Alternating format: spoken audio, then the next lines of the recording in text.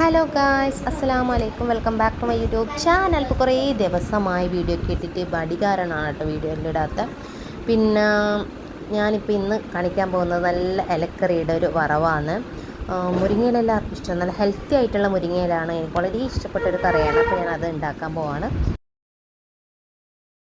ഞാൻ കടുക് പൊട്ടിച്ചു, വെളുത്തുള്ളി ഇട്ടു, സവാള ഇട്ടിട്ട് നന്നായിട്ട് വഴറ്റിയെടുക്കുക. ഒരു വലിയ സവാള എടുത്തിട്ട് നന്നായിട്ട് വഴണ്ട് വരണം, ബ്രൗൺ കളർ ആവണം. അപ്പോൾ നല്ല ടേസ്റ്റ് ഉണ്ടാവും. പിന്നെ നമ്മൾ ചോറ് വെക്കുന്ന അരിയെ നന്നായിട്ട് വറുത്തെടുക്കുക. വറുത്തെടുത്തിട്ട് നല്ല പൊരി പോലെ വറുത്തെടുക്കുക.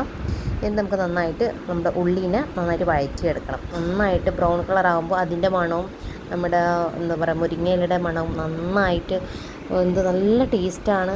എല്ലാവരും ട്രൈ ചെയ്യും. നമ്മൾ ചോറിനെല്ലാം കൂട്ടുമ്പോൾ നല്ല ടേസ്റ്റാണ്. അപ്പോൾ നമ്മുടെ മുരിങ്ങയില നന്നായിട്ട് കഴുകിയിട്ട് വെള്ളം വരാൻ വെച്ചിട്ടുണ്ട്.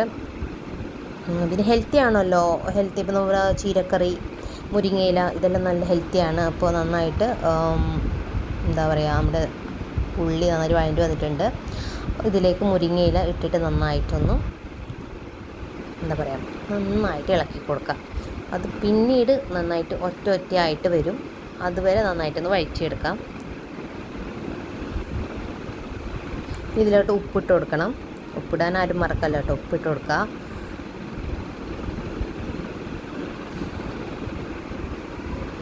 പിന്നെ ഇത് ഞാൻ പൊടിച്ചെടുക്കാം. നമ്മുടെ അരിനെ പൊടിച്ചെടുക്കുന്നുണ്ട്. നമ്മുടെ സാധാരണ ചോറിനെടുക്കുന്ന അരിയില്ല, അതിൽ വറുത്ത് പൊടിച്ചാൽ മാത്രം മതി, വേറെ ഒന്നും ചെയ്യേണ്ടെന്ന് ആവശ്യമില്ല. അപ്പോൾ നമുക്കിത് മാറ്റി വെക്കാം.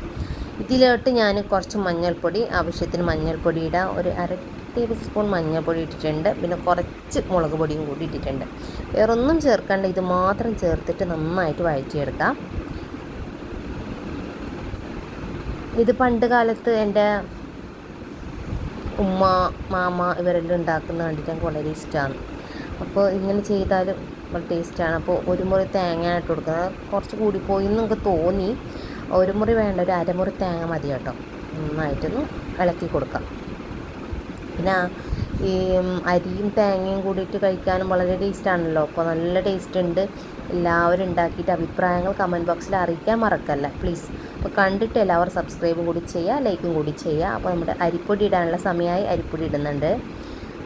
അരിപ്പൊടി ഇട്ട് കൊടുത്തിട്ടുണ്ട്. നന്നായിട്ട് ഇളക്കിയെടുക്കാം. അപ്പോൾ എല്ലാവരും ട്രൈ ചെയ്ത് നോക്കുക. ഇഷ്ടപ്പെട്ട എല്ലാവരും ലൈക്ക് ചെയ്യുക, കമൻറ്റ് ചെയ്യുക, സബ്സ്ക്രൈബ് കൂടി ചെയ്യാൻ മറക്കല്ലേ. അപ്പോൾ നമ്മുടെ മുരിങ്ങയിലക്കറി റെഡി ആയിട്ടുണ്ട്. അപ്പോൾ ഓക്കെ, ബൈ, ടാറ്റാ.